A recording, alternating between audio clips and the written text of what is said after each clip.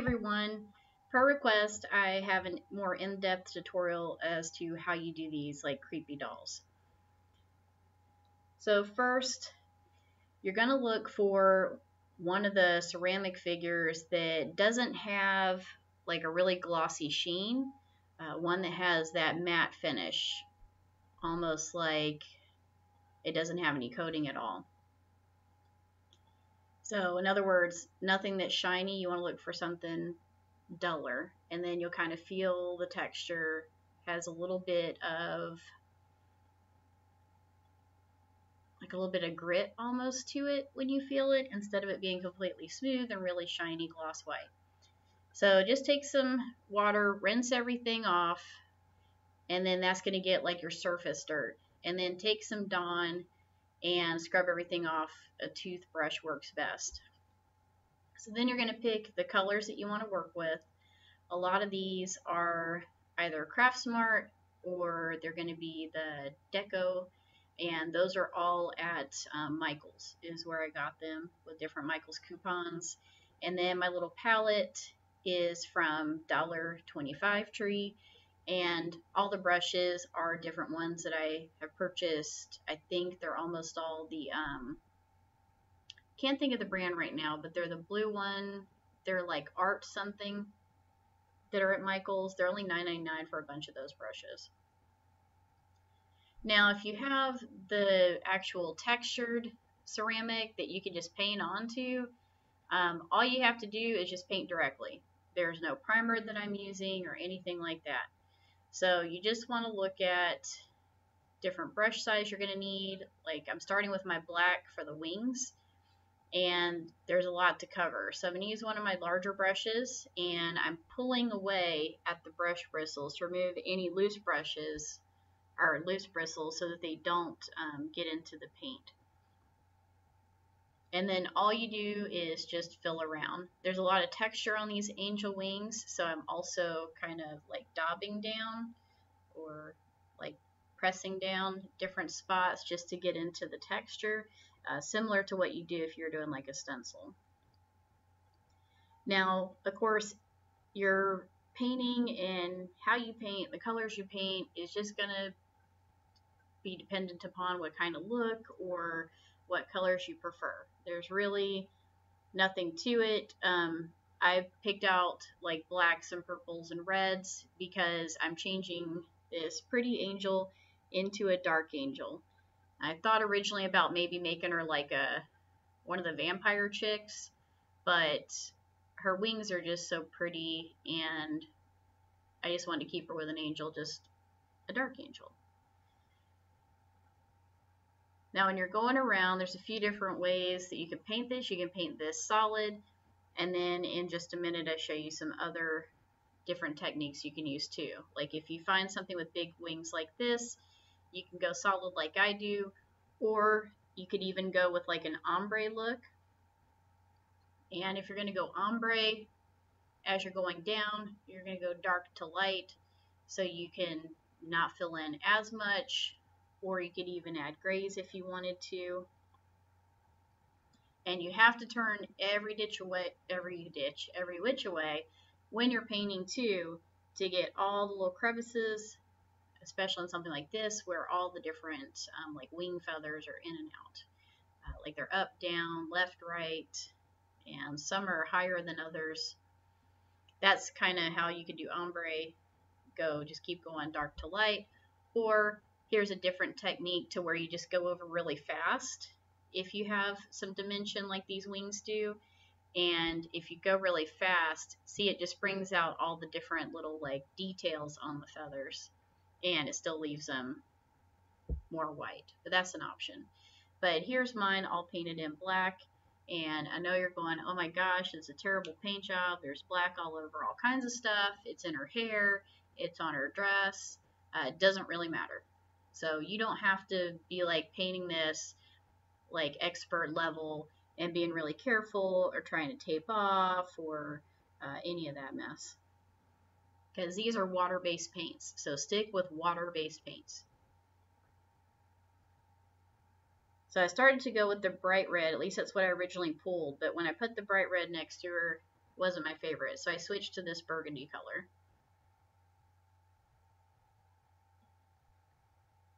And the burgundy of the dress is also a pretty good bit to paint. So I'm going to reach for another one of the large brushes, pull out any loose bristles.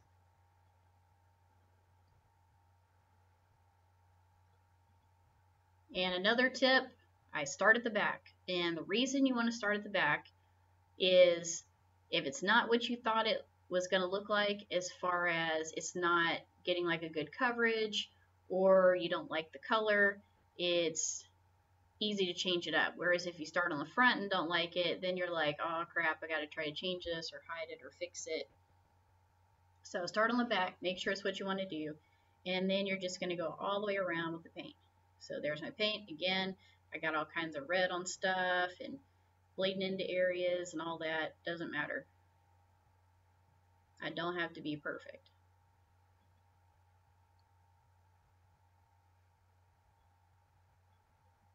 Now again, when you're doing these colors and you're painting, you got to turn and do it at all kinds of different angles here, because there's going to be all kinds of little just nooks and crannies. This is also a good tip if you want to paint furniture. Always start painting your piece upside down and flip it up so you don't miss anything. So there's how she looks so far, and there's dark and light spots in this. I actually like that. You can do multiple coats if you want on the clothing, but to me, I like it having a little bit of more dimension. Now this is why it's good to have water-based paint, and why we don't care if stuff is messy. So you're just going to take some rubbing alcohol, a little 99-cent off the shelf, and then you take some Q-tips and just dab a little. Don't put too much because you don't want it going everywhere, but just stick your little Q-tip in, take it out, and then just go around just like a little eraser. Any little spots where you got some bleed over, you can just take that Q-tip to it. If it's a really tight spot, if you're really that worried about it, you could stick a fine little brush in there with a little bit of alcohol on the end. You could even probably do a toothpick. But to me, as long as it's mostly off of there, I'm not looking for perfection myself. So the next thing I'm doing is, she's got this little crown here, and I want to paint the crown. And this is teeny tiny, and it's like intimidating, but don't worry about it. You got your alcohol if you need it. But just take, whenever there's small details like this, take just the very tip of your brush and just put a teeny little bit of that tip in. Don't get a bunch on it, and get a fine brush. Don't try to rub stuff off because it'll make the bristles like flare out more, and you want it to be really fine. So teeny tiny. If this intimidates you still, even with having your little magic eraser with the alcohol, you can always buy teeny little fine point, like Sharpies or like a paint marker or pen with like a gel, and you can even use that. No one knows. Now I decided to go with black on her bodice. This is me taking the burgundy while the black is still wet, and I'm doing a little bit of burgundy over the black so it's not so solid, and then that's going to mix a little black and burgundy together, and I'm going in all at the bottom in the ruffles and adding some of that color in. Again, it just gives it more depth. And then I'm taking the small finer brush that I was using, and then I'm putting more black on the tips. So everywhere where there's tips of fabric and high points in the rolls or the folds of the fabric, I'm just putting a little bit of black, a little bit of black, and then I'm dipping my burgundy brush again and just kind of feathering it out. This doesn't have to be exact. This should be something that's just like, you know, a nice afternoon project that's just chill. Don't worry about being like, oh my gosh, this has got to be perfect and all of that. The thing is, it's just paint. So if, like, for instance, I put on too much black and I'm like, oh Lord, this, you know, it's too dark in this spot, it doesn't really flow, it's fine, just go back with burgundy. If you didn't put enough black, just keep adding black. And then once I had this in here, I originally had her sleeves burgundy, and then I decided to go with the black because it was just too much burgundy. I also am fine with her having blonde hair as I'm a blonde, but I don't want it this yellow. So I'm mixing a little bit of some browns in, so I have like a tan color and an espresso, and I'm just going to put that a little bit in her hair to bring it down to where it's not so bright, has a little bit more contrast in it. So for that, I'm going to get more of like a fanned out brush so that there's kind of like little bits of brown going everywhere, not in like a more, I guess, like centralized location. And again, just kind of put it in. Doesn't have to be perfect. Just a little here, a little there. And when you're doing it, it's like, again, kind of intimidating. You're like, oh Lord, but it's fine. It'll be okay. Don't be scared to put the paint on. You can take it off if you need to.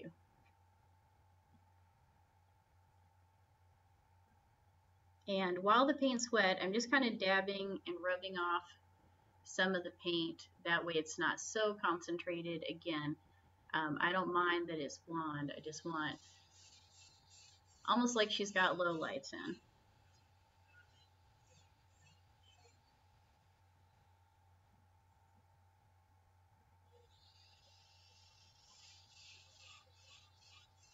So again, bunch in, dab and wipe so you can get it where you like it. And if you put too much on and you don't like that it's in a spot, just take your alcohol.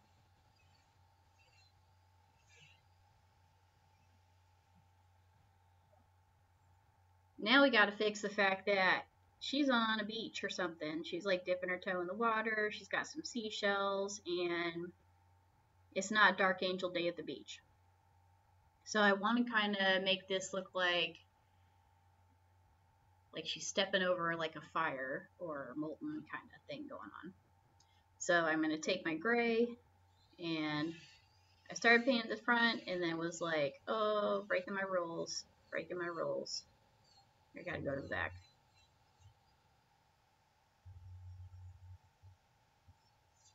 This is really textured because it's supposed to be sand. So I've got a brush and I've got to do the little stippling. And then once that's all done, here's my little 99-cent skeletons. 99-cent store has them, or $1.25 Tree has them. Michael's does too, but they're more expensive.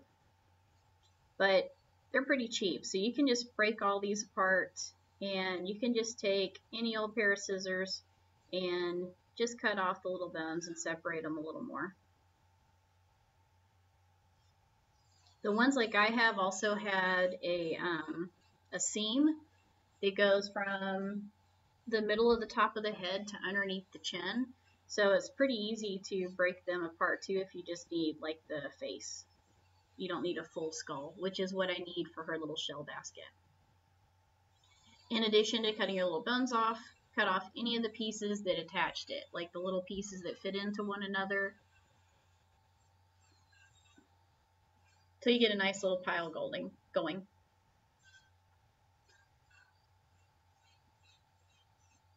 And then I can't leave it just gray because it's going to look like gray sand. I want it to look all, you know, like it has more dimension to it. So I'm going to bring some black in. And with the black, I'm just going to kind of dot, dot, dot. See, I almost broke my rule again in painting the front. Then I remembered. So just a little black all over.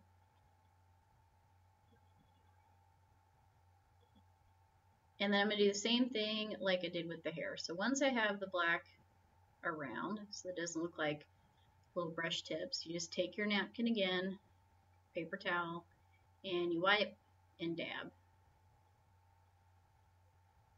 Too much black, take it off. Either add some gray in on top of it or take your alcohol and just erase it. And remember to use a little bit of alcohol. If you use too much alcohol, it'll take everything off. So this is the half of the face, like I was talking about. I need it to be more flat because it's like it's a skull in a basket. So I just take hot glue and then just hot glue bones and spines and hips and everything all around, like she's stepping all over these dead bodies.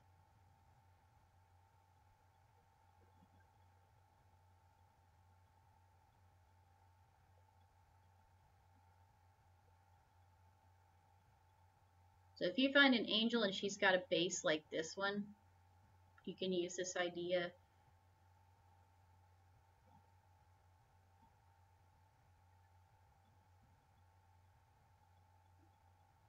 If you have just a standing angel, usually they just have a pedestal that you have to deal with. So you can do the same thing if you want to.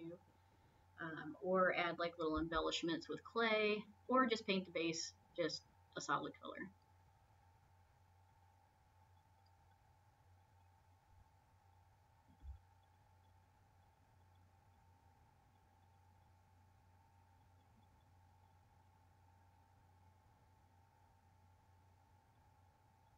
Alright, so once you're content with your little body, if you need to do this step, of course, depending on what your base looks like, then these have to look like they belong, not just bones stuck up on top of there, right? Because if it's all ash and whatnot, you're not going to have like new bones laying on ash. They should look like they were kind of charred. So I'm going back in with the same gray. And I'm impatient, so some of these are still a little bit loose. And I just popped them up and put more hot glue, just in case you're wondering, like later here in a minute.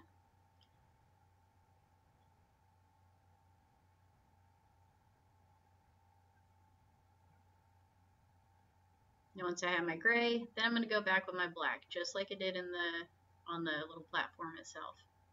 So I'm taking some black and just rubbing it over everything. And I'm leaving some of the original color out, kind of like the bones are fresh.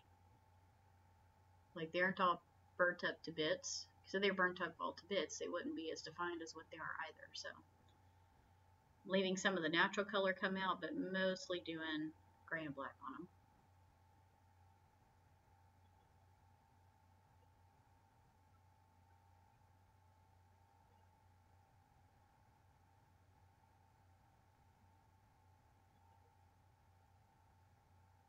And I saw one little shell out of the basket I had to cover, so I put another little skull over